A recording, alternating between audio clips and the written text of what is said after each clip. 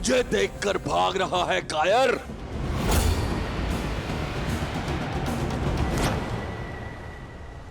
प्राण जाए फिर भी मैं आपसे युद्ध नहीं करूंगा भैया। अब प्राणों के सिवाय बचा क्या है तेरे पास कायर?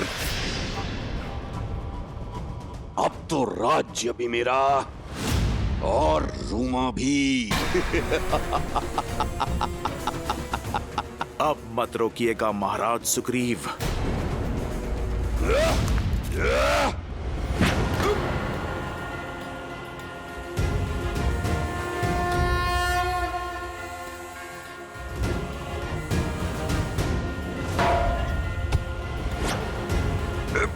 हनुमान!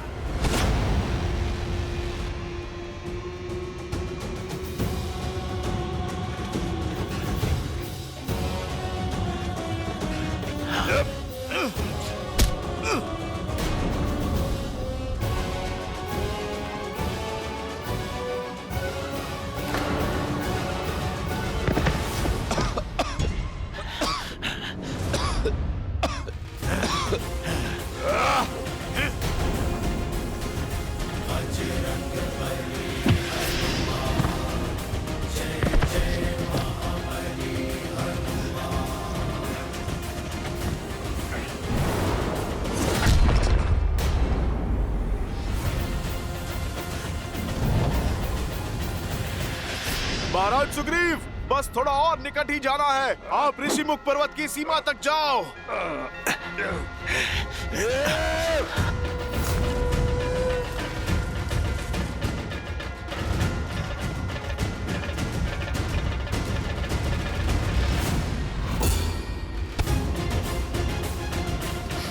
छोड़ो हनुमान मुझे, जाने दो। महाराज बाली, ऋषिमुख पर्वत के स्पर्श का आनंद नहीं लोगे? मैं चाहूं तो एक क्षण में आपको पर्वत के शिखर पे फेंक सकता हूं, जहां पर गिरते ही आप ऋषि मार्तंड के श्राप से भस्म हो जाओगे। मैं सुग्रीव को मारे बिना नहीं जाऊंगा यहाँ से। फिर तो हम सदा सदा के लिए इसी अवस्था में उलझे रहेंगे महाराज बाली। महाराज बाली, आप मेरी बात ठीक से समझो। एक उपाय है मेरे पास। महाराज सुग्रीव को ऋषिमुख पर्वत पर रहने दीजिए और आप किष्किंधा पर राज कीजिए।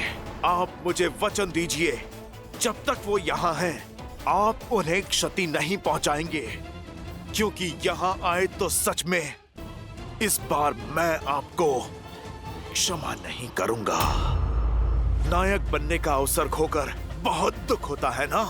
आप राक्षस बन गए हो, किंतु आपको दंड मैं नहीं दूंगा।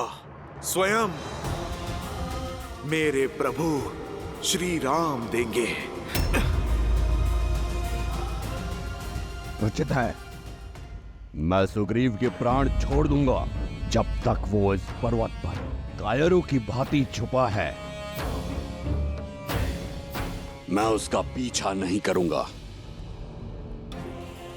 अति उत्तम।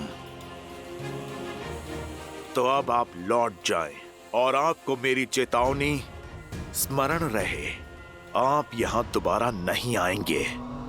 परंतु मेरी भी एक चेतावनी है, सुन लो। सुग्रीव ऋषिमुख पर्वत से नीचे नहीं आना चाहिए।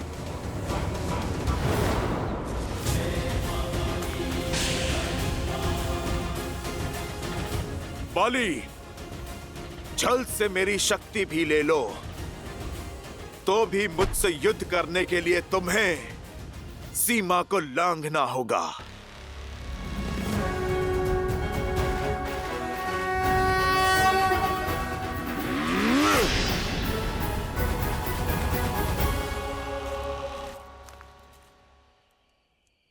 हनुमान। महाराज सुग्रीव, हम ऋषिमुख की सीमा में सुरक्षित आ चुके हैं। आप निश्चिंत रहिए।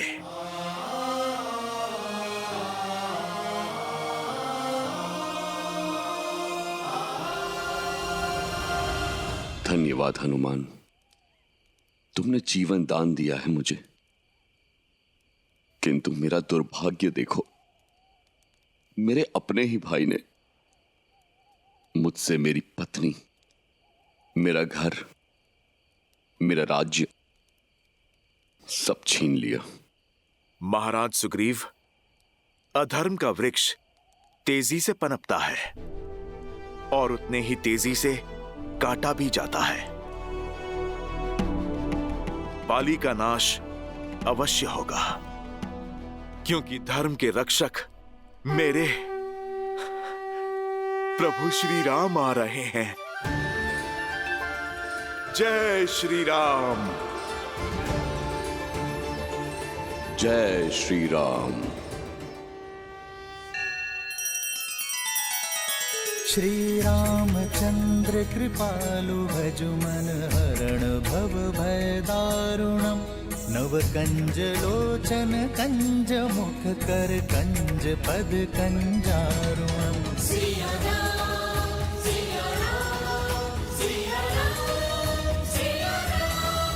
आदर्श और मर्यादा की है ये कथा महापावनम। काट मद श्री से मिला दे श्रीमद रामायणम। श्रीमद रामायणम।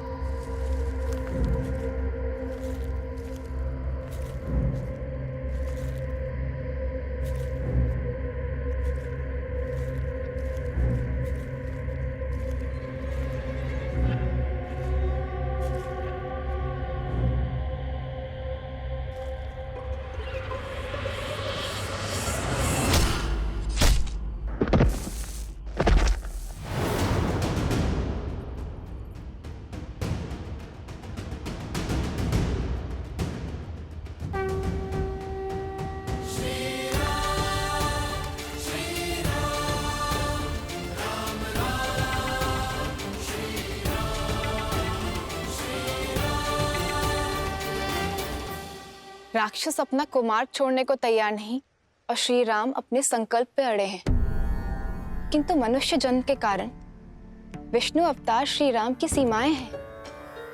मनुष्य जन्म की भी मर्यादाएं हैं। बल और छल में वो इन राक्षसों से कैसे जीत पाएंगे? देवी, श्री राम की सीमाएं केवल मर्यादा तक सीमित हैं। समय और प्रयास की कोई सीमा नहीं है श्री राम के लिए, और इसी कारण इस वनवास काल में श्री राम ने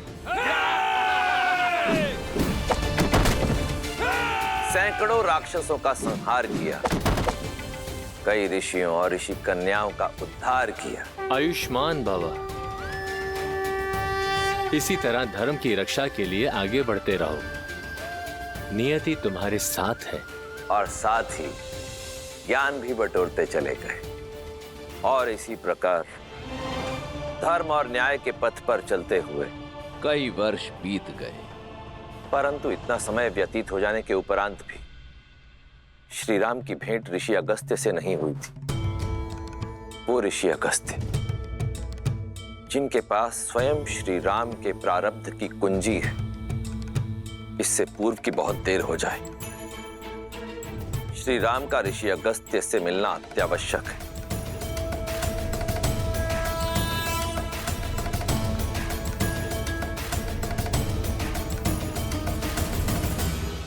लक्ष्मण जी भैया, क्या बात है, तुम व्यथित लग रहे हो? इस वन में भटकते हुए लगभग कई वर्ष बीत गए भैया, किंतु अब तक हमें वो वृक्ष नहीं मिला है जो हमें ऋषि अगस्त्य के स्थान तक ले जा सके। कभी कभी तो लगता है कि क्या सत्य में ऐसा कोई वृक्ष है भी, या ये बस एक कथा मात्र है। मधुमक्खी नहीं जानती लक्ष्मण कि जिन पुष्पों से वो रस इकट्ठा कर रही है उसका कण भी संसार में फैला रही है। हम पथिक है लक्ष्मण, और पथिक का कर्तव्य होता है बिना कर्म फल की इच्छा की अपने कर्तव्य पथ पर चलते रहना, बिना आस लगाए निरंतर प्रयास करते रहना। और फिर क्या पता, जिसे हम निरंतर खोज रहे हैं वो हमारे नेत्रों के सामने हो, बस हम उसे देख ना पा रहे हो।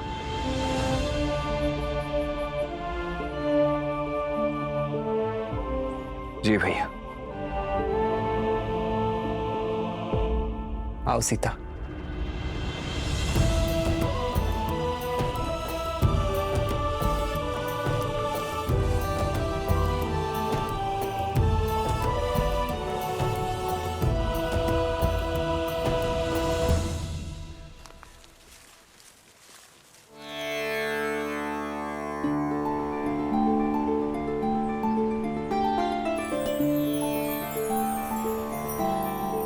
संध्या काल होने को है, आज रात्रि हमें यही विश्राम करना चाहिए। जी भैया।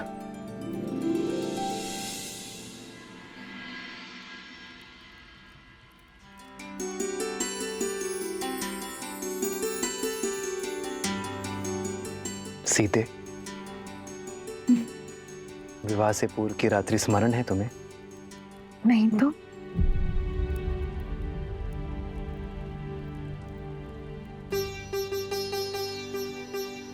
स्मरण उसे किया जाता है जिसे बुलाया जा सके, और मैं तो आज भी उसी क्षण में हूँ, उसे जी रही हूँ। उस रात्रि भी चंद्रमा इतना ही सुंदर था और मिथिला की शीतलता पवन में घुली थी। मेरी सीता की सुगंध। अच्छा, मैं नहीं जानती थी कि धनुर्धर राम शब्दधर भी है। आप तो कविताएं कहने लगे। जब जीवन संगिनी प्रकृति से मिले तो कोई भी कवि बन सकता है। राम राम राम राम। भैया सावधान, केवल स्वर है भैया, कोई दिखाई नहीं दे रहा। ये अवश्य ही उन उद्दंडी राक्षसों की कोई चाल हो सकती है।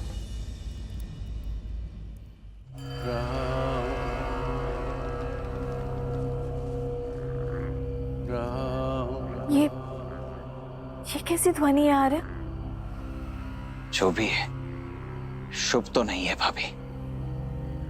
ऐसा प्रतीत हो रहा है जैसे ये संपूर्ण वन वेदना के सागर में डूबा हुआ है। राम राम। स्वर वहां से आ रही है। सावधान भैया, ये किसी असुर का छल भी हो सकता है।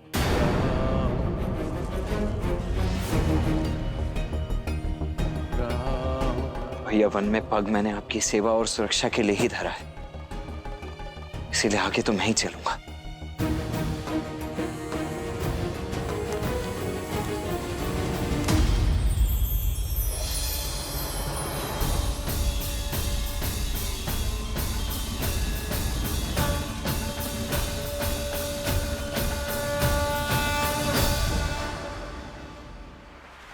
देखा भैया, मैंने कहा था ना ये एक माया जाल है। हमें यहां से चलना चाहिए भैया।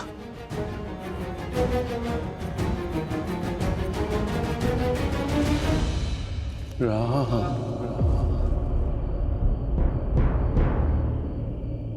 राम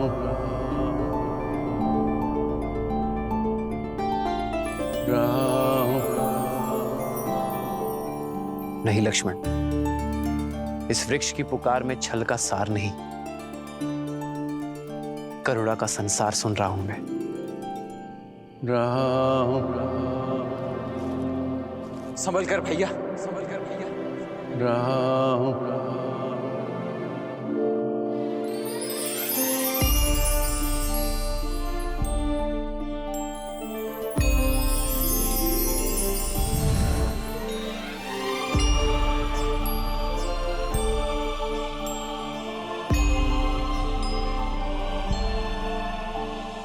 भैया, लगता है हमारी खोज संपन्न हुई। अगस्त्य ऋषि का पता बताने वाला वृक्ष यही है।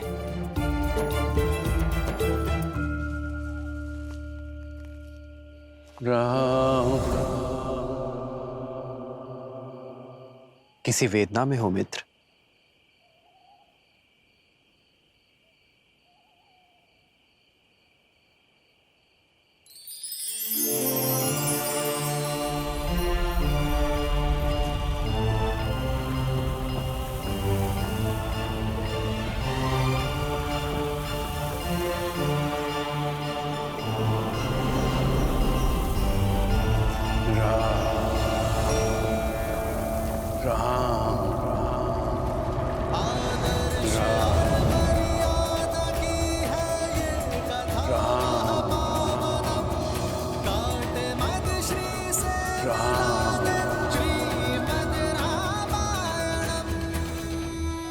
मेरा नाम कैसे ज्ञात है आपको?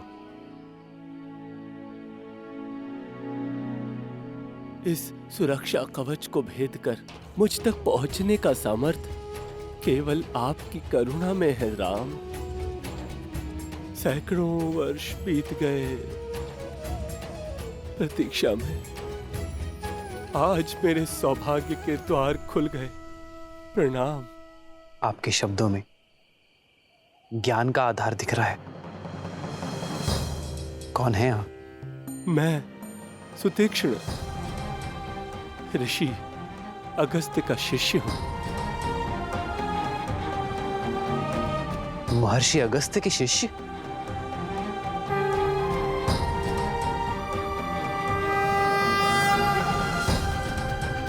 कहाँ थे आप ऋषिवर? यदि आप थोड़ा पहले मिल जाते तो आपके और हमारे कई वर्ष बच जाते। आपको ज्ञात नहीं है कि ऋषि अगस्त्य को हमने कहां कहां नहीं ढूंढा है। अब तो ऐसा प्रतीत होता है जैसे हमारा जीवन सफल हो गया। अब शीघ्रता कीजिए, बताइए कि आपके गुरुदेव ऋषि अगस्त्य हैं कहां? वर्षों में ही थक गए। ऋषि अगस्त्य और मैं तो सदा सर्वदा से श्री राम की प्रतीक्षा कर रहे हैं।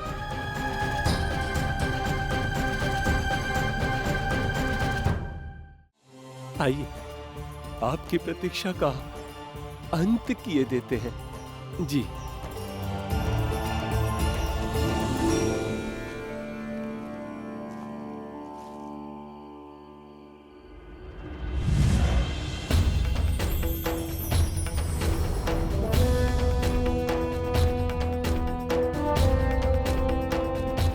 आइए राम, इस ओर राम।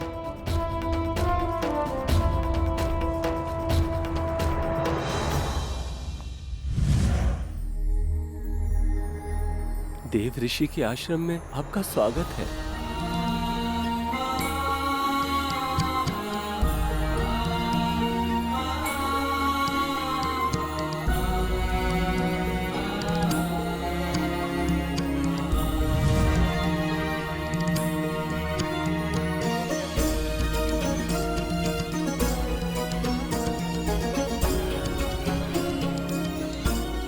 कितना सुंदर वातावरण है ना। परंतु ऋषि अगस्त्य हैं कहाँ?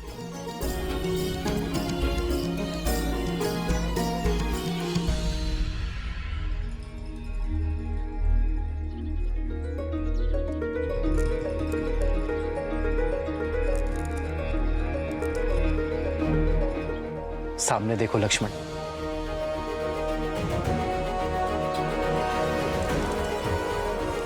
ब्रह्मदेव के मानस पुत्र, सप्तऋषियों में से एक, देवताओं की सहायता के लिए समुद्र पी जाने वाले, कावेरी नदी को धरा पर लाने वाले, महासामर्थ्य होने पर भी करुणा भाव रखने वाले महर्षि अगस्त्य।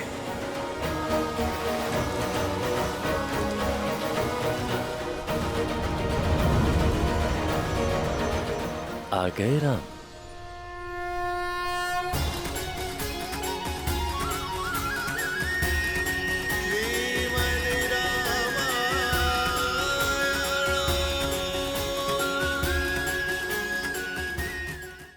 हाँ महर्षि,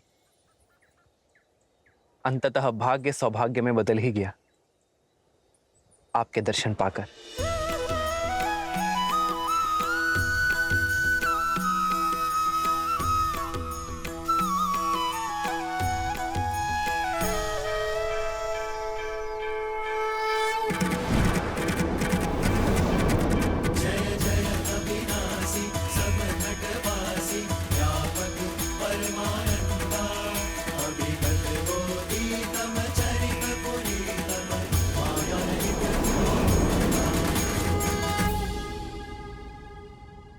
श्री राम श्री राम श्री राम श्री राम श्री राम श्री राम श्री राम श्री राम। यशस्वी भव।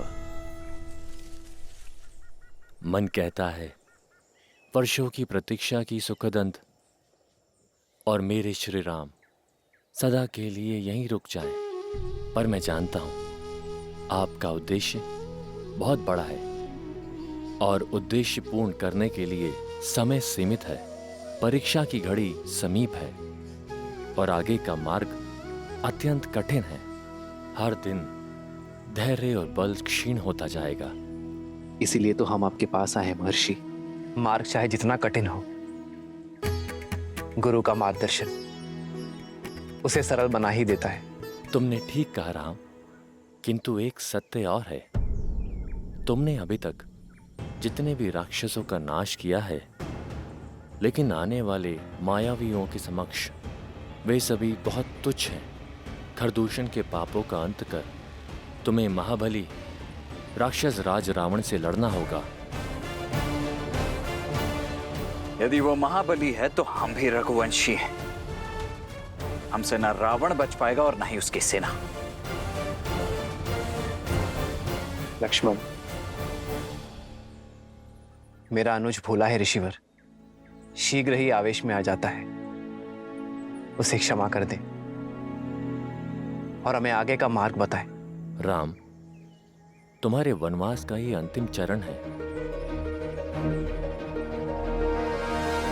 जैसे भोर के निकट आने से रात की कालिमा और लंबी होती चली जाती है, आगे आने वाले संकटों में तुम्हारी सहायता के लिए मेरे पास कुछ है।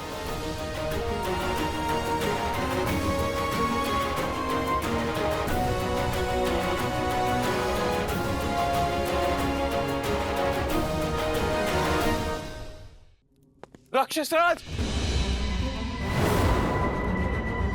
राक्षसराज!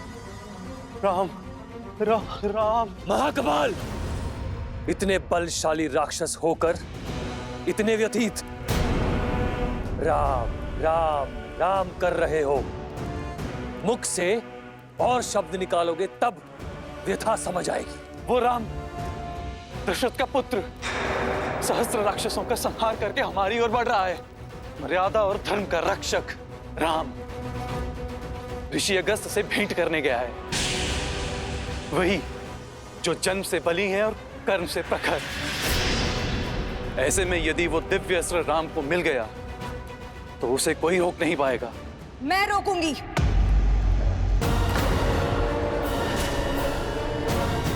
वचन निभाने का समय आ गया है। ये शूर्पणखा राम और उसके भाई का संहार कर सीता को सदा सर्वदा के लिए भैया रावण को सौंपेगी। नहीं माता, आप कहीं नहीं जाएंगे।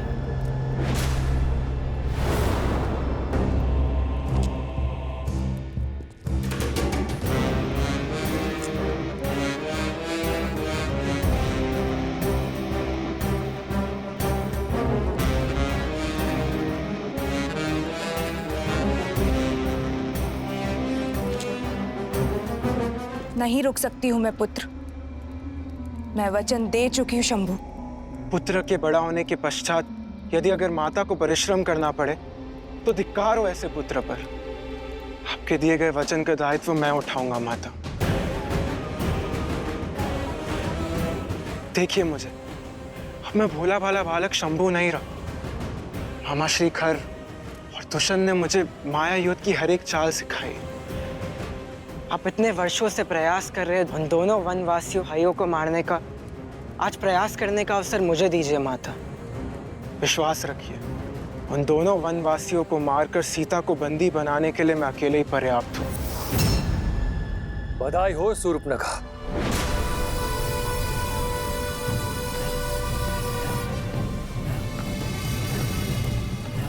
तुम्हारा पुत्र अब बड़ा हो चुका है।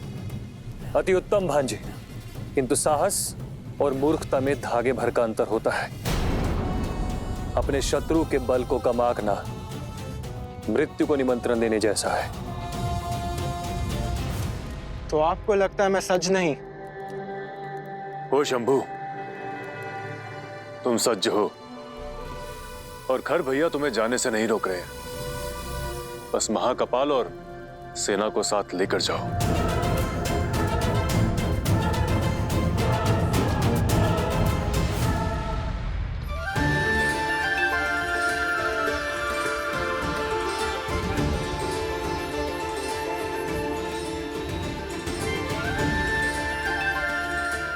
ये दिव्य खड़क तुम्हारा हुआ लक्ष्मण, कर्तव्य निर्वहन में उपयोगी सिद्ध होगा। इसकी धार के आगे कोई माया नहीं टिकेगी।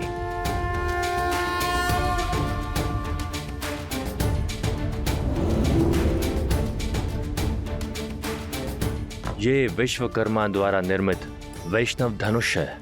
इसकी विशेषता यह है कि इसकी प्रत्यंचा पर चढ़ाया एक तीर अनेक तीर में गुणित हो जाता है।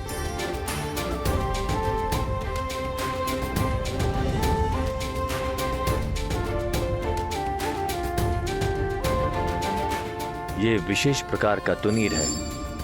इसके बाण कभी समाप्त नहीं होते।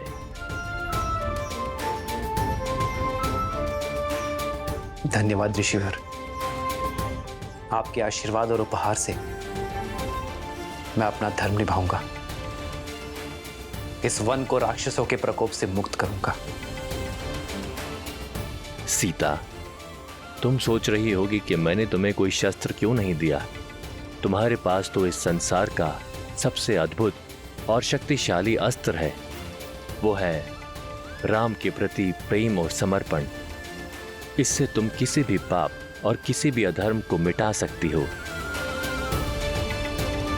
ऋषिवर, अब हमारा मार्गदर्शन कीजिए कि हमें किस मार्ग पर चलना चाहिए। ध्यान और धर्म का गण है पंचवटी।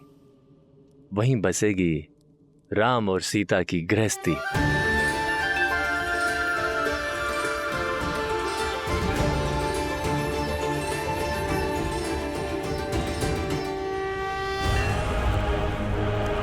चाहो वो वनवासी मिले, समाप्त करना उन्हें।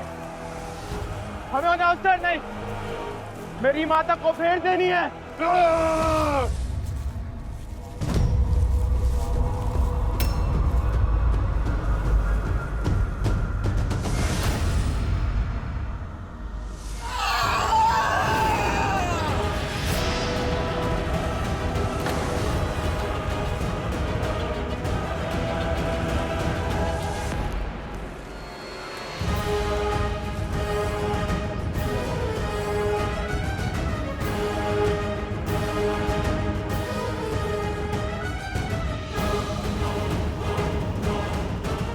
मार्ग छोड़ो। राक्षसों का मार्ग तुमने काटा है, पर जो समस्या ना बने वो राक्षस हमारा शत्रु नहीं। हमारी मंशा किसी को क्षति पहुंचाना नहीं। क्षति तो अब हम पहुंचाएंगे, तुम्हारे गौरव को, तुम्हारे सम्मान को। तुम्हें क्या लगा इतने राक्षसों का वध कर तुम चुपचाप चले जाओगे और राक्षस जाति मौन बैठेगी? हम प्रतिकार लेंगे। यदि लेना ही है तो अपने मन से अहंकार को लो और उसे भस्म कर दो। हम राक्षसों को ज्ञान लेने में कोई रुचि नहीं, हम घाव देने में विश्वास रखते हैं। आक्रमण!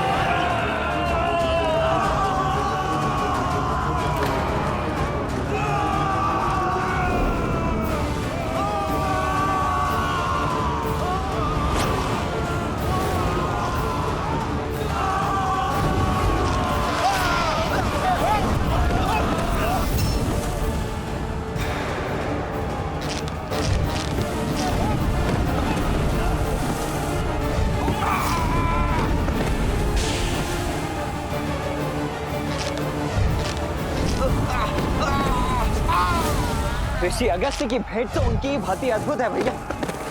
युद्ध का आनंद तो 2 गुना हो गया है।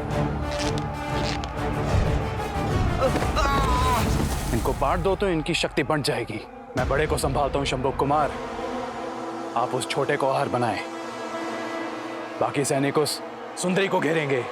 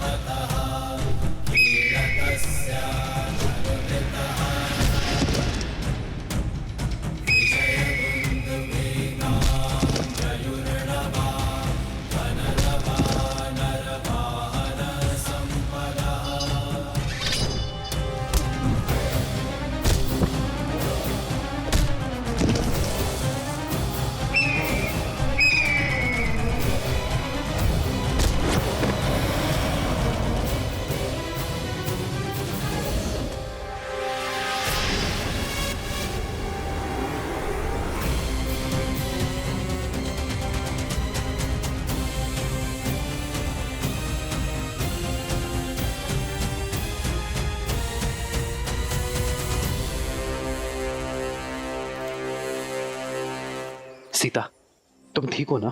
श्री राम और भैया लक्ष्मण के होते हुए मुझे कुछ नहीं हो सकता है।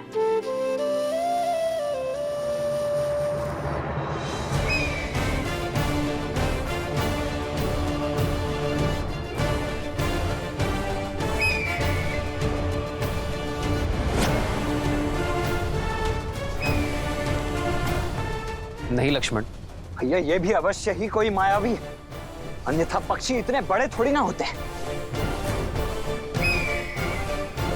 मित्र और शत्रु के बीच भेद करना सीखो लक्ष्मण। इन्होंने सीता को बचाया है, हमारी सहायता की है। ये जो भी है शत्रु अवश्य नहीं है।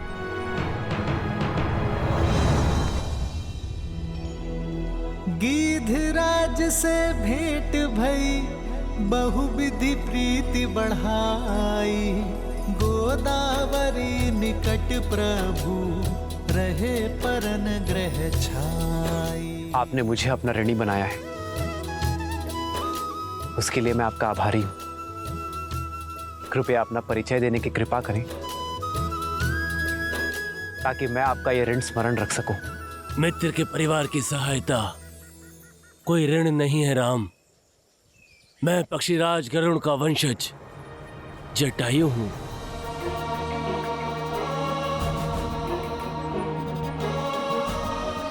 पक्षीराज जटायु? मैंने अपने पिताश्री अयोध्यापति महाराज दशरथ से आपके वीरता और मित्रता की कई कथाएं सुनी हैं अपने बालपन में। हमारा प्रणाम स्वीकार करें।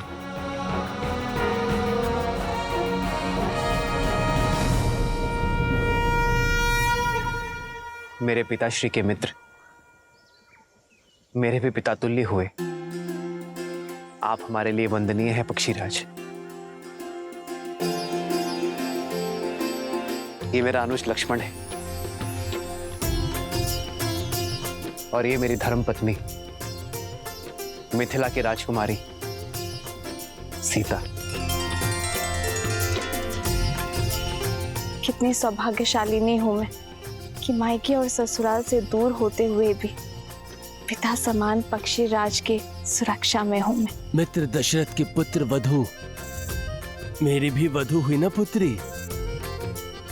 सदा सौभाग्यवती भव। किंतु आप तीनों इन राक्षसों से भरे घने वन में वनवासी वेश में क्यों घूम रहे हैं?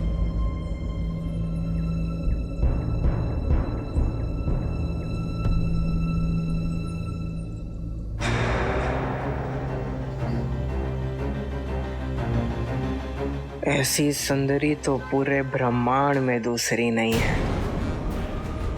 इन दोनों को मारने के पश्चात मामा रावण के लिए भेंट नहीं। माता इस भेंट से बहुत प्रसन्न होगी। ये मेरे लिए जीत का पुरस्कार बनेगी। कायरता की हर सीमा लांगी है तुमने। बिना उद्देश्य पूर्ति के लौट आए, वो भी अकेले।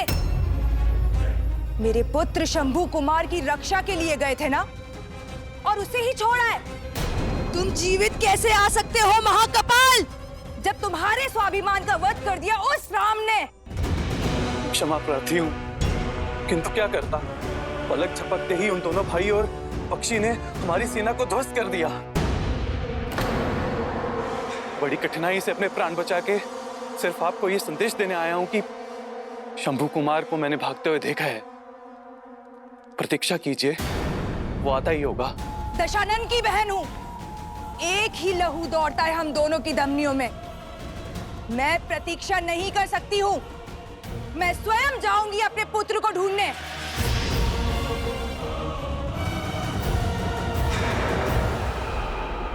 महाराज दशरथ के साथ एक युग का अंत हो गया। वो केवल मेरे परम मित्र ही नहीं थे, किंतु एक धर्मनिरपेक्ष राजा, एक न्यायोचित सम्राट भी थे। एक महान योद्धा खोया है संसार ने देवासुर संग्राम में। अन्याय के विरुद्ध लड़ने का निर्णय लेने में एक क्षण नहीं लगाया उन्होंने। मुझे गर्व है राम, यहाँ दोनों भाई उन्हीं के पथ पर चल रहे हैं। अन्याय के विरुद्ध ये यात्रा सरल नहीं है, किंतु निश्चिंत रहना राम, मैं आकाश से सदा तुम तीनों पर दृष्टि रखूंगा। पर फिर भी सावधान रहिएगा। पंचवटी दिखने में जितना सुंदर है उतना ही भयंकर भी। यहाँ प्रत्यक्ष और प्रमाण में अधिक अंतर नहीं है, पग पग पर संकट है।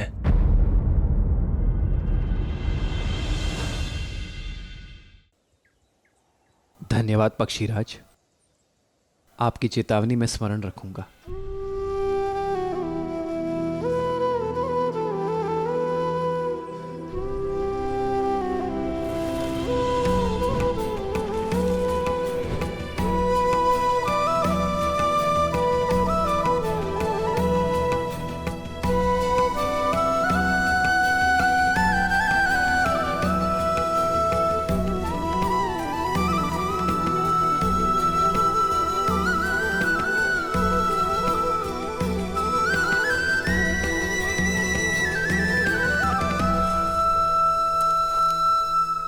पर मैं सदा सज्ज रहूंगा अपने मित्र के संतान की सहायता के लिए।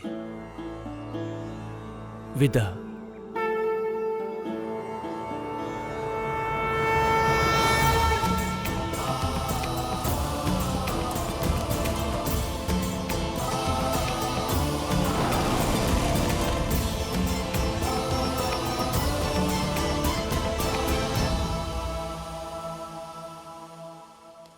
शंभू, कहाँ हो पुत्र? शंभू, शंभू कुमार।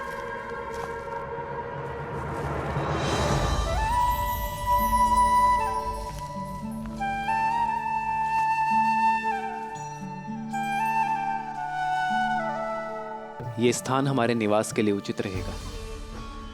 ये पथरीला पर्वत हमारी रक्षा करेगा। जैसी आपकी इच्छा भैया। मैं अभी यहाँ कुटिया बनाने की सारी तैयारियां आरंभ करता हूँ।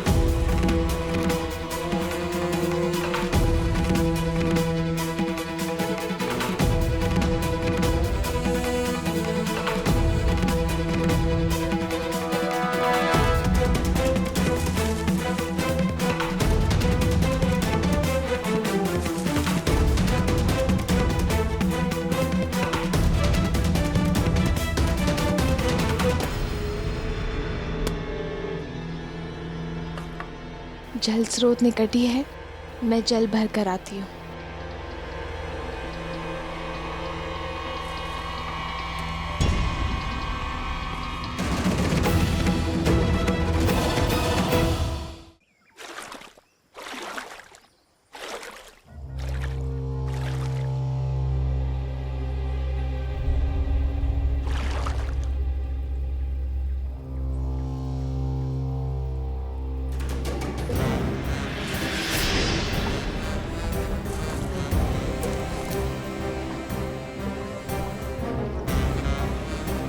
भाभी माँ,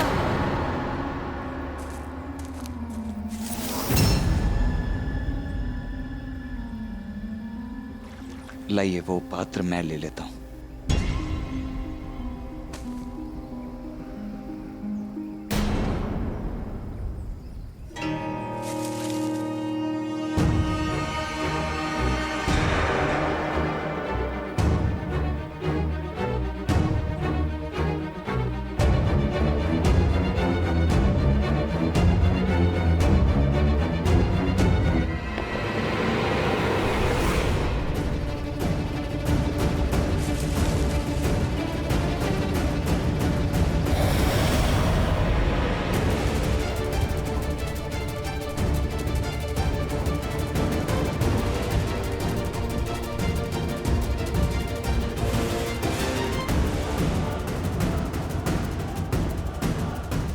क्या देख रहे हो लक्ष्मण भैया? चले, भोजन भी बनाना है। जी भाभी, आप चलिए, मैं अभी आया।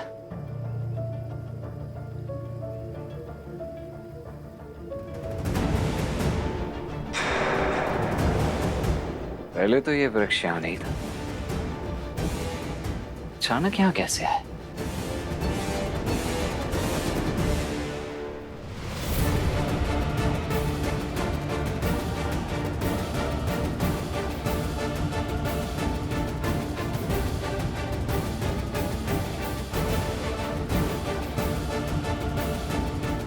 शंभू कुमार, पुत्र, पुत्र शंभू कुमार।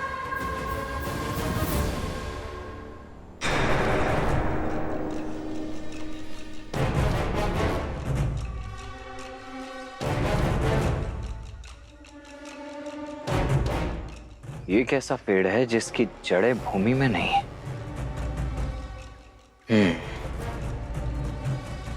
होगा, मुझे क्या।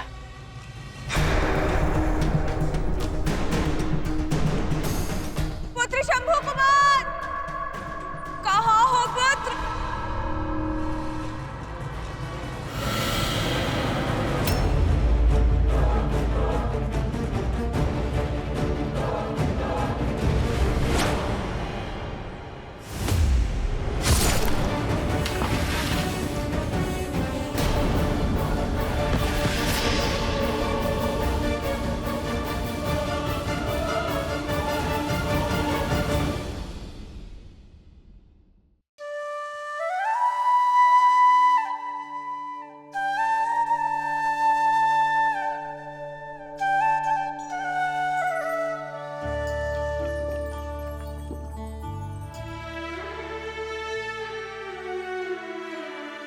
जल मीठा है सीते, और आपकी आंखों में ये जो जल है वो संसार से अपना मन छुपा सकते हैं, पर अपनी सीता से नहीं यार। पिताश्री का स्मरण हो रहा है ना, पक्षीराज जटायु को गले लगाकर आपको पिताश्री के ना होने का दुख बीत गया ना। कभी कभी तो लगता है कि तुम ही मेरा मन हो सीते।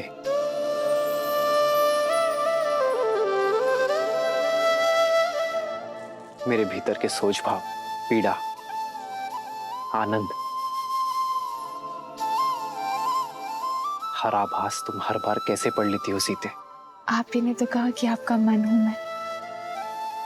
सीता श्वास भले ही इस शरीर से लेती हो, पर उसके हृदय में केवल राम बसे यार।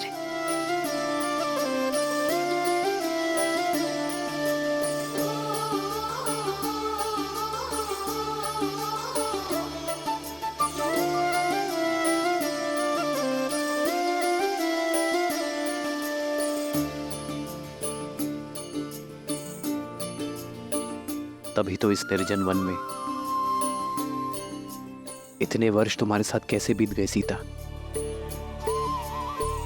मुझे ज्ञात ही नहीं चला।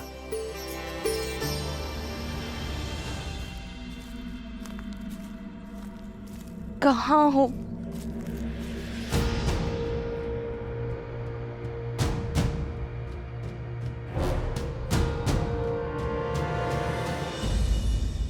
कभी कभी तो ये वनवास वरदान लगता है आर्यन। अयोध्या में होते तो राजकाज में आपको कहाँ समय मिलता कि आप अपनी सीता के बिखरे केश संभाल सके।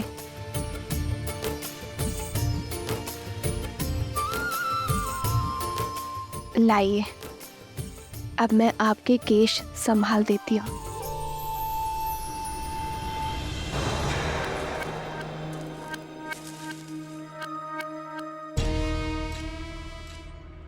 संभाला तो है तुमने मुझे सीते, मेरे संकल्प को संभाला है। इस धर्म यात्रा की रथ हो तुम।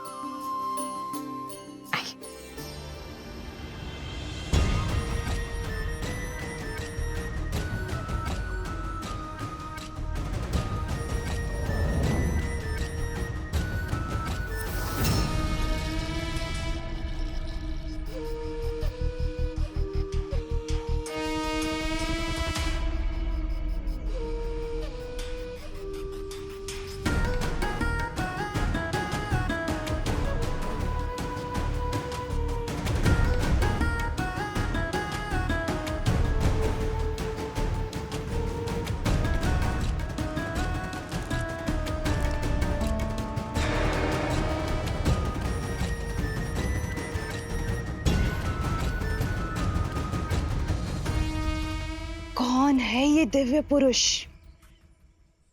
जिसने शूर्पणखा का मन मोह लिया? इतना सुंदर मन भावन पुरुष अवश्य यही राम है, और ये सीता। जिस आशा से भैया ने मुझे दंडक में भेजा था, आज वो पूरी होती दिखाई दे रही है।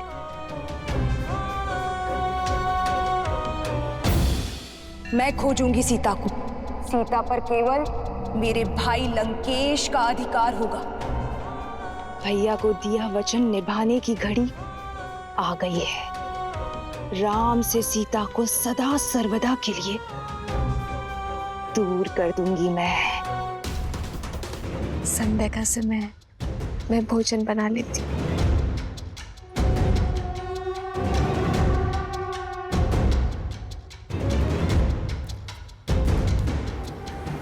अंततः मेरे योग्य वर की खोज समाप्त हुई। एक ही तीर से 2 लक्ष्य साधूंगी मैं। भैया रावण को सीता मिलेगी और मुझे ये मन भावन राम।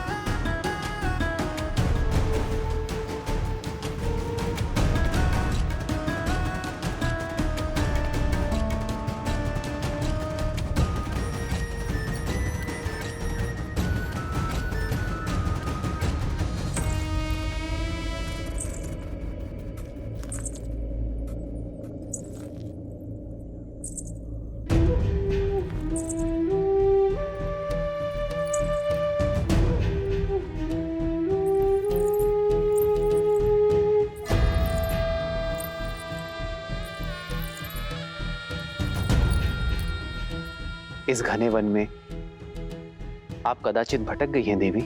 भटक तो मैं अब तक रही थी, किंतु अब मुझे मेरा लक्ष्य प्राप्त हो गया है। तुम्हारे शौर्य की न जाने कितनी कथाएं सुनी है मैंने राम, किंतु सोचा कि कथाएं हैं, परंतु आज आज तुम्हें साक्षात देखकर तुम्हारी दिव्यता का आभास हुआ है। तुम्हारा ये यौवन, तुम्हारे मुख पर ये सूर्य सा तेज और तुम्हारी ये बलिष्ठ भुजाएं और ये निश्चल हंसी किसी का भी मन मोह सकती है राम। बिना मोल तुमने मुझे खरीद लिया है राम। अपना परिचय दे देवी और यहाँ आने का प्रयोजन बताए।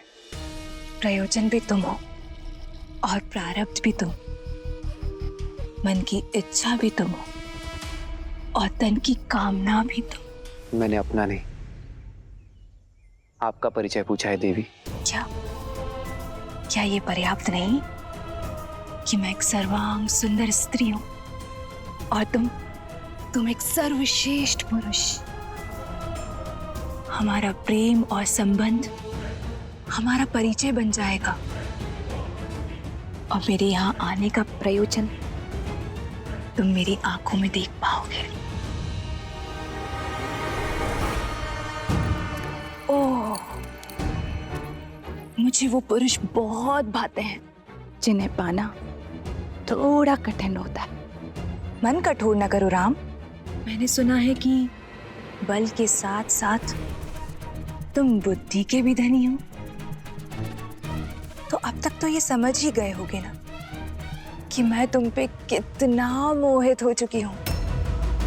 तुम्हें पाना चाहती हूं, तुम्हारी होना चाहती हूं।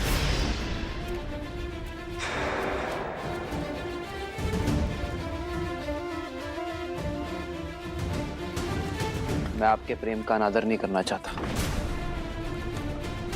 किंतु क्षमा करना, मैं आपके प्रेम का पात्र नहीं बन सकता। ऐसा न कहो राम।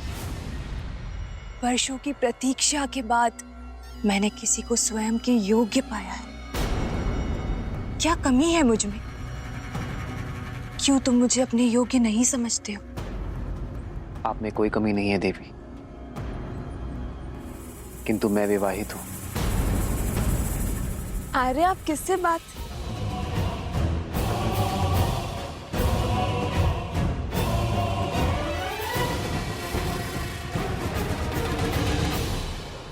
आओ सीता, इनसे मिलिए देवी। यह है मेरी धर्म पत्नी जनक नंदिनी सीता। मुझे तुम्हारी धर्म पत्नी से कोई समस्या नहीं है राम, क्योंकि राजाओं और राजकुमारों का धर्म उन्हें कई पत्नियां रखने की अनुमति देता है। मैं कोई राजा नहीं हूं देवी, एक साधारण सा वनवासी हूं। उससे विवाह करके तुम साधारण नहीं रहोगे राम, क्योंकि मैं 10 लोकों के स्वामी लंकापति दशानन रावण की प्रिय बहन शूर्पणखा हूं।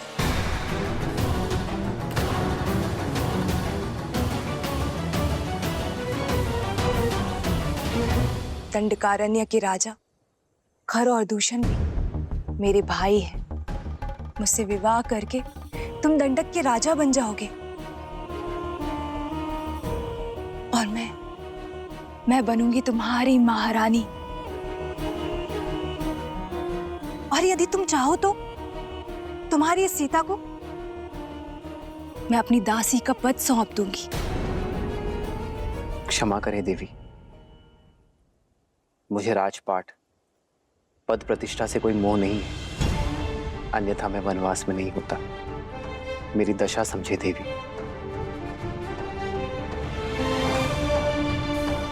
मैं एक पत्नी धर्म का प्रण ले चुका हूं। मेरी धर्म और मर्यादा का सम्मान करें।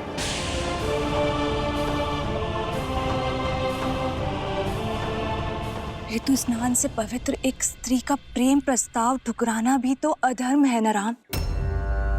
क्या तुम ये पाप करोगे? अंतर है देवी। जीवन के 4 पुरुषार्थ में से धर्म काम से पहले आता है। यदि कोई कर्म धर्म संगत ना हो, धर्म की सीमा में ना हो,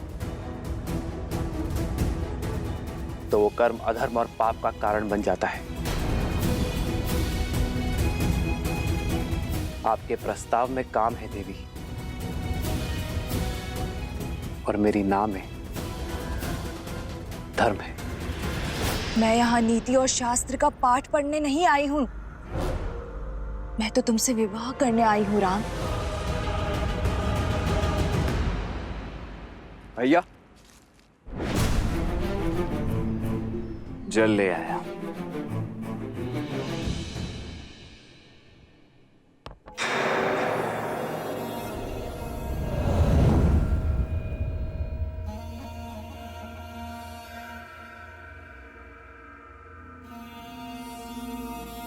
ये युवक कौन है?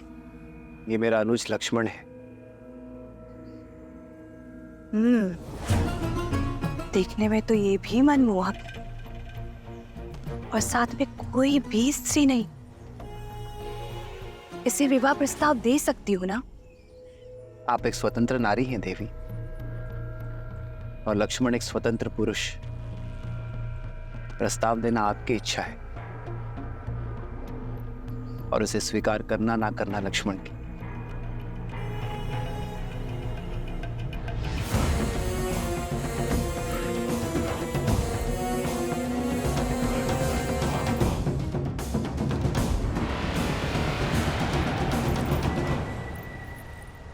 वीर पुरुष, संयोग देखो, एक सुंदर स्त्री की भेंट एक रूपवान पुरुष से हो रही है, और दोनों ही इस वन में अकेले हैं।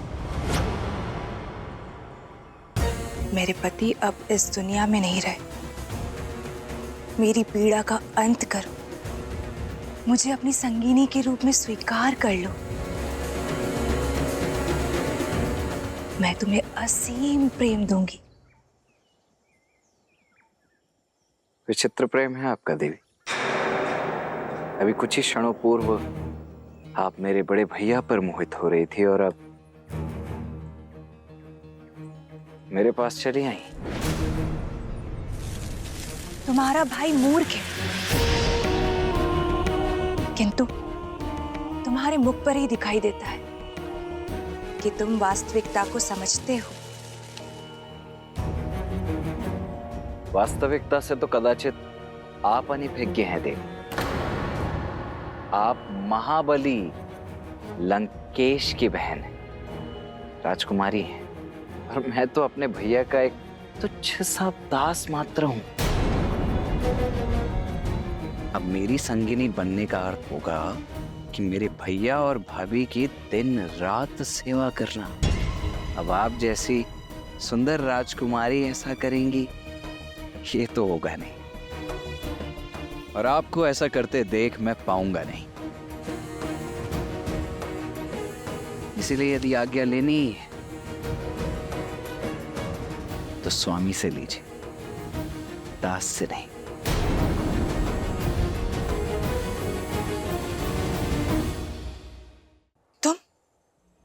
तुम दोनों भाई खेल खेल रहे हो ना मेरी भावनाओं के साथ। क्यों राम, क्यों?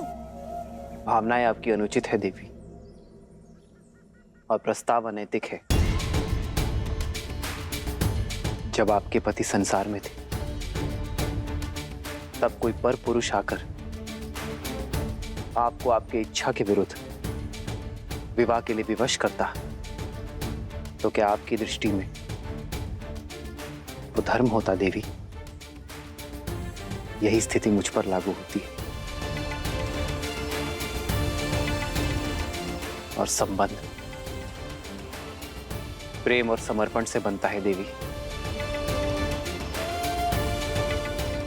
कामना और छीनने के प्रयास से नहीं।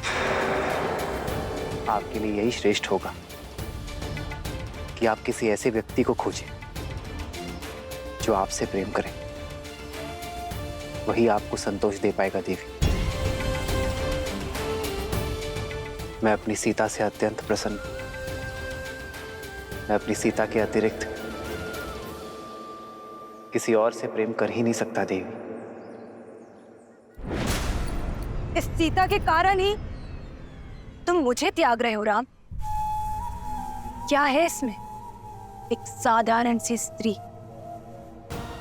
जो कल वृद्ध हो जाएगी। उसका रूप और यौवन सब कुछ खो देगी, किंतु मैं माया की स्वामिनी हूं। मेरा शरीर सदा रूपवान और यौवन से भरा हुआ रहेगा। प्रेम का शरीर और यौवन से कोई संबंध ही नहीं है देवी। प्रेम तो आत्मा से होता है, जो मेरी आत्मा को सीता से।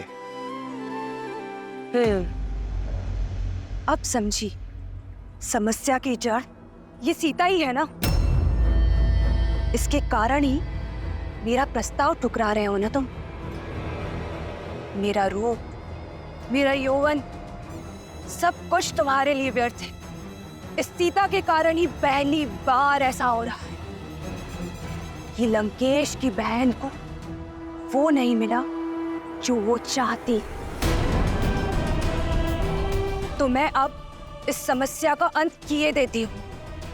अपनी पत्नी के प्रेम और पत्नी प्रण की बेड़ी से बंधे हुए हो ना, आज मैं उसको ही खत्म कर देती हूँ।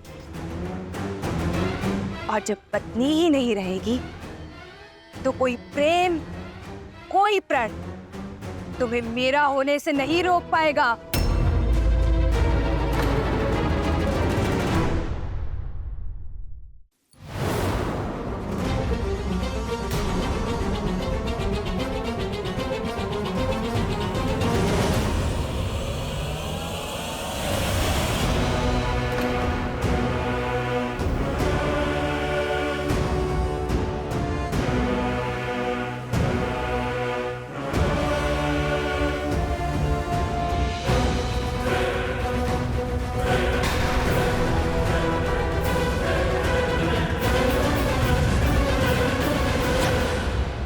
दुष्ट राक्षस है सीते। नहीं भैया लक्ष्मण, स्त्रीवध का महापाप मत लीजिए।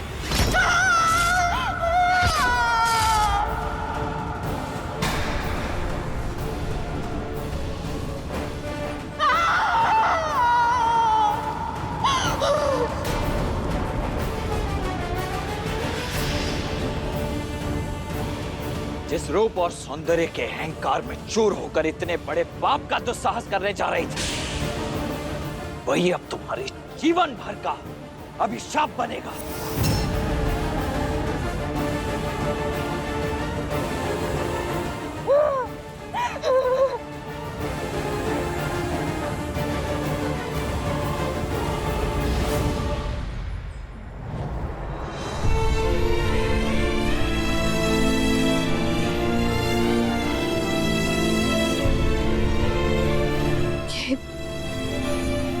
ये उचित नहीं हुआ है। एक स्त्री के सम्मान पर प्रहार हुआ है। इसका मूल्य हमें चुकाना ही होगा। अर्कवत से पूर्व गुरु विश्वामित्र ने भी कहा था, स्त्री हो या पुरुष, जो कोई भी धर्म की सीमा लांघ दूसरे के कष्ट का कारण बने, उसे दंड तो अवश्य मिलना ही चाहिए। सीता, लक्ष्मण ने जो कुछ भी किया तुम्हारे प्राण बचाने के लिए किया। शूर्पणखा को उसके कर्मों का फल मिला। जब मनुष्य अपने रूप और शक्ति के कारण अनुचित कार्य करता है, अधर्म करता है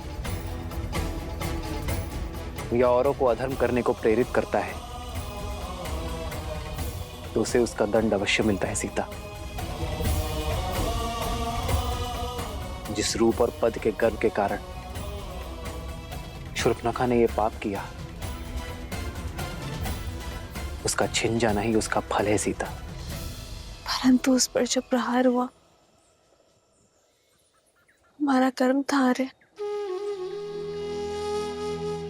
अपने कर्मों से तो हम विमुख हो ही नहीं सकते सीते। उसका फल तो अवश्य मिलेगा, किंतु उसका सामना हम एक साथ करेंगे।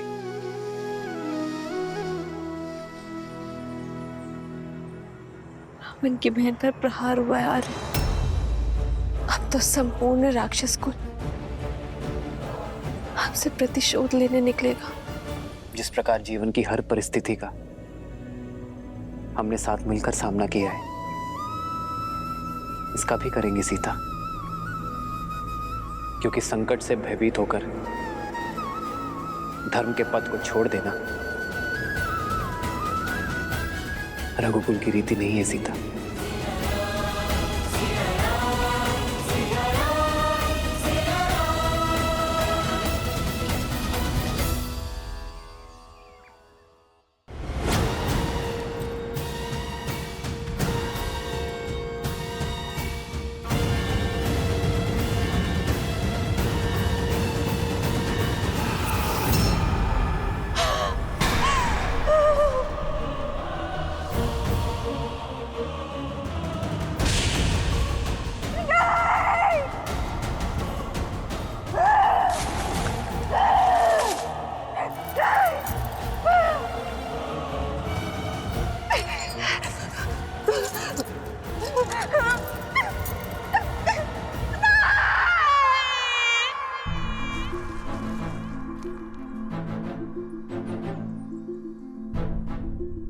राक्षस प्रजाति हमसे प्रतिशोध लेने अवश्य आएगी लक्ष्मण।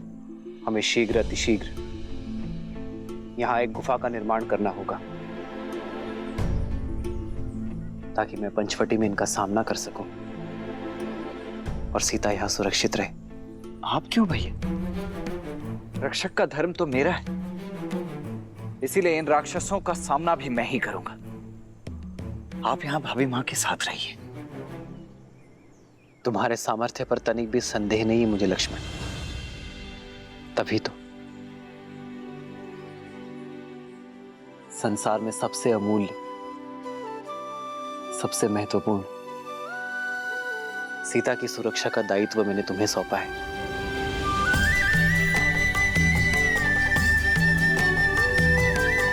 जी भैया।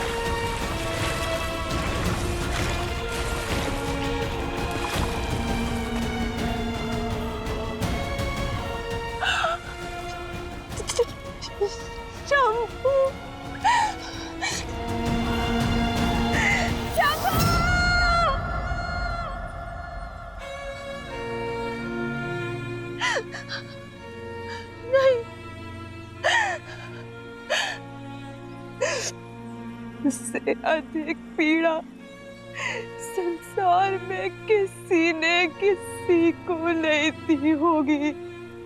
राम, जो तुमने और तुम्हारे भाई ने मुझे दिए उस जनक नंदिनी सीता के कारण।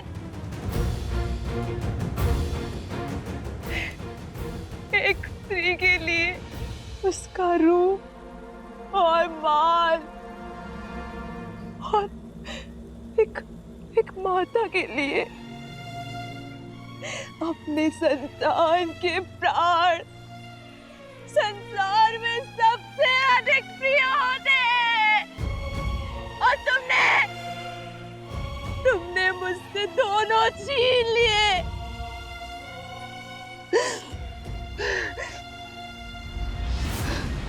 नहीं छोड़ूंगी, नहीं छोड़ूंगी। राम, सीता, लक्ष्मण, इस प्रहार का प्रतिकार लेगी ये शूर्पणखा,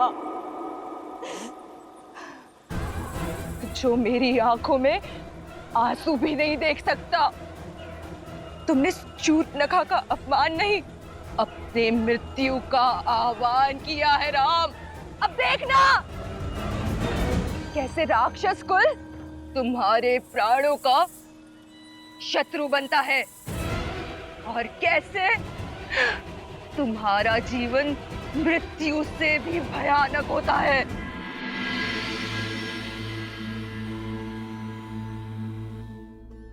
ये कैसा विरोधाभास है महादेव?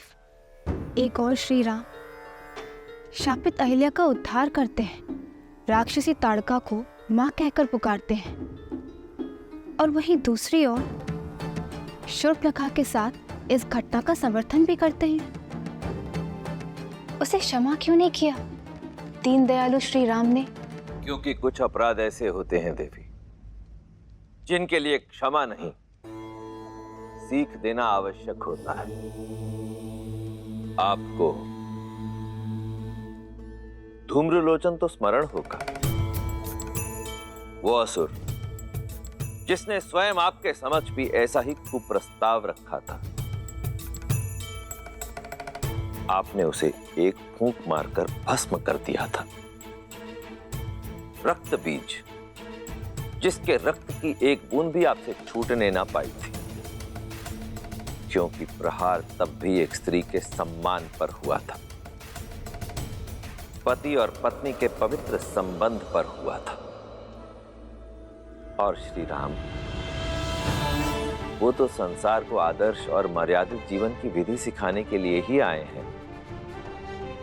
ऐसे में संसार को यह सीख देना भी अत्यावश्यक हो जाता है कि यदि किसी ने कुमार्ग को अपनाया तो उसे दंडित भी किया जाएगा। दंड स्वरूप शूर्पणखा की नाक काटी गई, उसके रूप के अभिमान को मिटाने के लिए उसके कानों को भंग किया गया, क्योंकि श्री राम द्वारा बार बार धर्म की बात समझाने पर भी वो उसे अनसुना कर रही थी। आप स्वयं विचार कीजिए देवी, शूर्पणखा को उसकी वासना और कामुकता की भावनाओं ने इस सीमा तक ग्रसित कर दिया कि वो ये भूल ही गई कि वो वहां अपने पुत्र को ढूंढने गई है। और जब किसी व्यक्ति की वासना उसे उसके उद्देश्य से भटकाकर कुमार्ग की ओर अग्रसर कर दे, किसी अन्य के पवित्र संबंध को मलिन करने की प्रेरणा दे, तो उसका यही परिणाम होता है।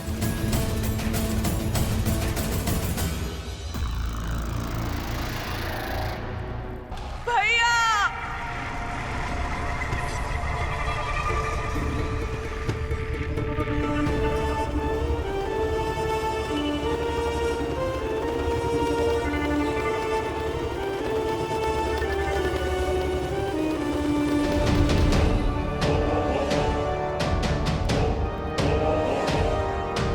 शूर्पणखा बहन, भैया!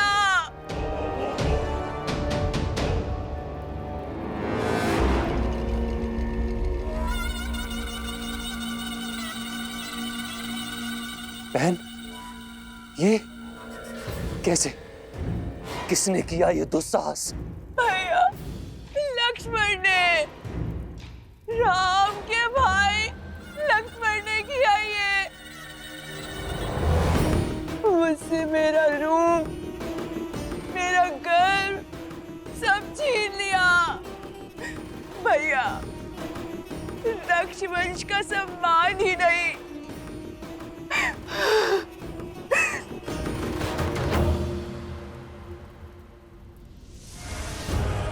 मेरे पुत्र के प्राण भी ले लिए भैया। शंभू,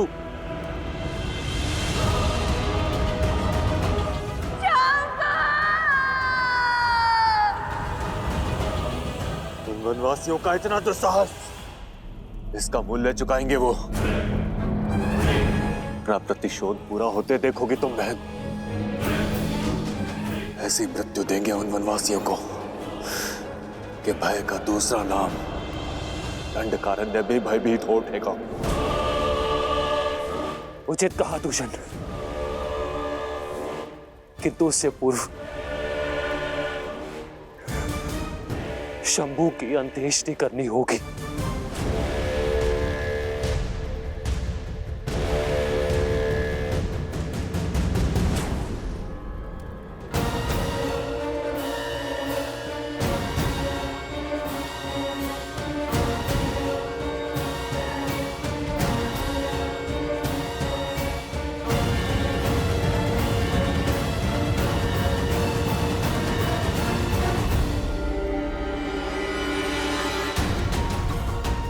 दूषण, अभी के अभी इसी क्षण हमारी पूरी सेना को सज्ज करो। पूरे 14,000 राक्षस सैनिकों के साथ पंचवटी की ओर कूच करेंगे। बहन के अपमान की अग्नि अब शत्रु के रक्त से बुझेगी। किंतु भैया, न राम साधारण है और ना ही उसके अस्त्र। भला हमारे रक्ष सैनिक उन शत्रुओं के सामने कैसे टिक पाएंगे भैया? यदि उनके पास दिव्य अस्त्र है तो हमारे पास भी 6 अति बलशाली वीर राक्षस सेनापति हैं। दूषण और महाकपाला के साथ 4 और शूरवीर, जिनमें बल और बुद्धि दोनों का अद्भुत संगम है।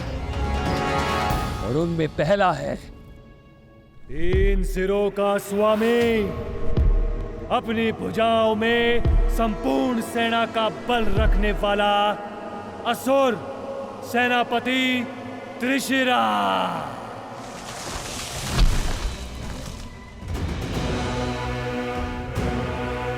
दूसरा छल, बल और युद्ध कौशल का धनी, निपुण, निर्भीक, महापराक्रमी रामदेव।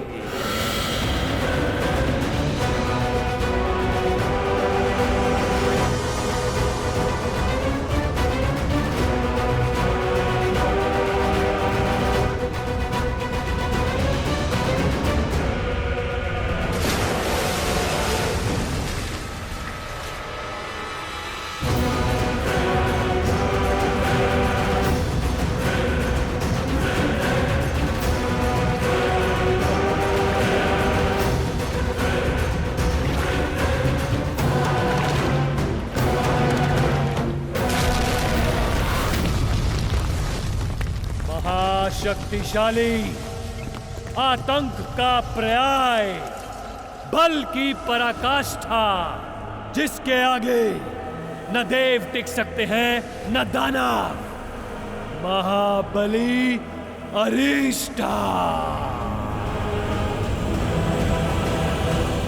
और सबसे शक्तिशाली अस्त्र, कुटिलता में पारंगत, दया से दूर, बल से भरपूर, अनेकों बार इस धरा को संतों के रक्त से रंगने वाला परम प्रतापी स्तुलक्षा, जिनके वार से देवता भी नहीं बच सकते, उनके प्रहार से वो तुच्छ मानव कैसे बचेंगे? मनुष्य शरीर 5 तत्वों से बना है और हमारे 6 वीर सेनापति राम और लक्ष्मण का हर अंग भंग कर देंगे, आत्मा तक को नष्ट कर देंगे उनकी।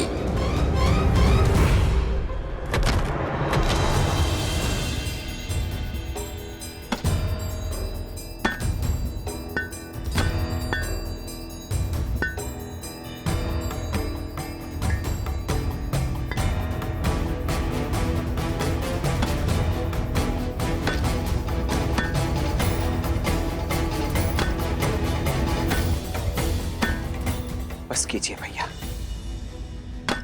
अब तनिक विश्राम भी कर लीजिए। शेष कार्य मैं स्वयं ही कर लूंगा अकेले। विश्राम से अधिक महत्वपूर्ण है लक्ष्मण, हमारे पास समय शेष नहीं है। दिन ढलने के पूर्व इस गुफा का निर्माण करना होगा। जितना मैं उस को समझा हूं, वो रात्रि में ही प्रहार करेंगे।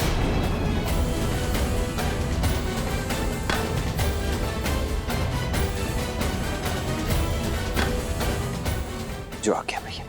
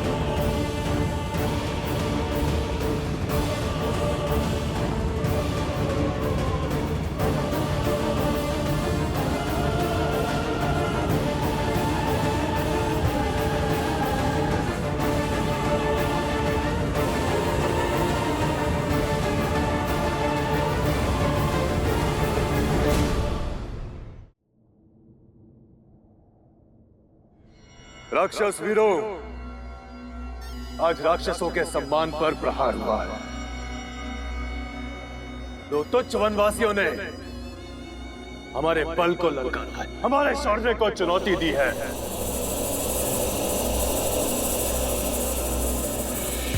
परंतु आज हम ये सिद्ध कर देंगे कि क्यों धरा से लेके आकाश तक राक्षसों के आतंक से कांपते हैं, क्यों सदा त्रिदेव हमारी ही चिंता में मग्न रहते हैं।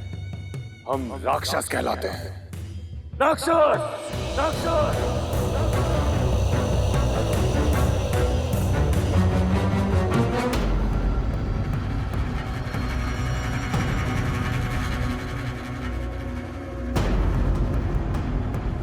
मेरे 6 वीर सेनापति,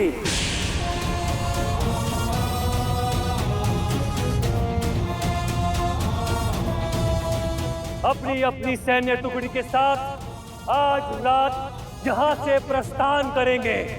हम राम और लक्ष्मण का संहार कर वापस लौटेंगे।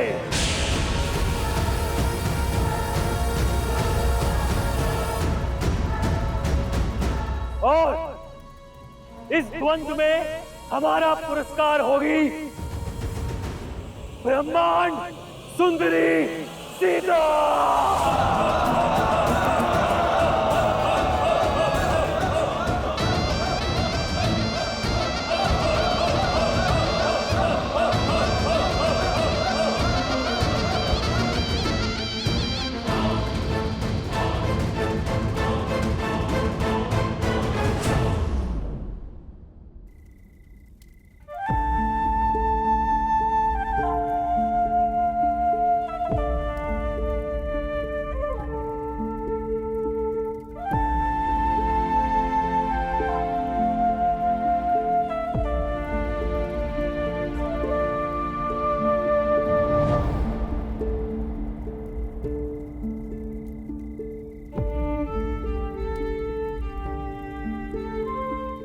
रात्रि होने को है सीते। तुम लक्ष्मण द्वारा सुरक्षित इस गुफा में ही रहना। मैं पंचवटी में आने वाले संकट की राह देखूंगा। ये सब मेरे कारण हो रहा है ना आर्य? हाँ, संसार के दुष्टों के संहार का कारण हो तुम सीता। और ये गर्व की बात है।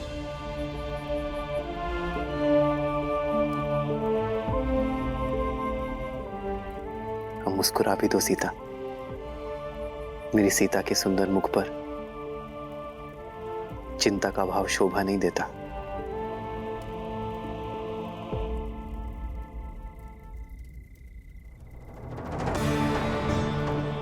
जानती विजय धर्म की ही होगी, मेरे श्री राम की ही होगी। भाभी माँ की आप तनिक भी चिंता मत कीजिए भैया। मैं उनकी रक्षा उसी प्रकार करूंगा जिस प्रकार पलकें आंखों की करती है।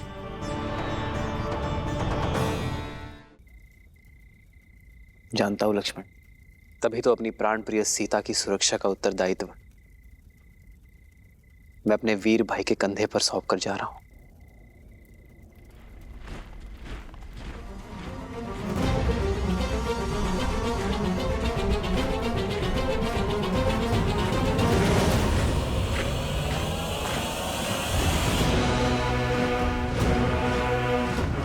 भैया, प्रतीत होता है इस बार राक्षस अपने संपूर्ण सैन्य दल के साथ आ रहे हैं। युद्ध में शौर्य देखा जाता है लक्ष्मण, शत्रु की संख्या नहीं।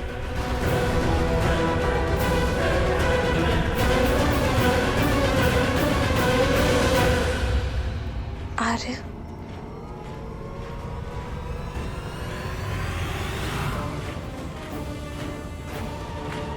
जानता हूं सीते, अपना ध्यान रखूंगा।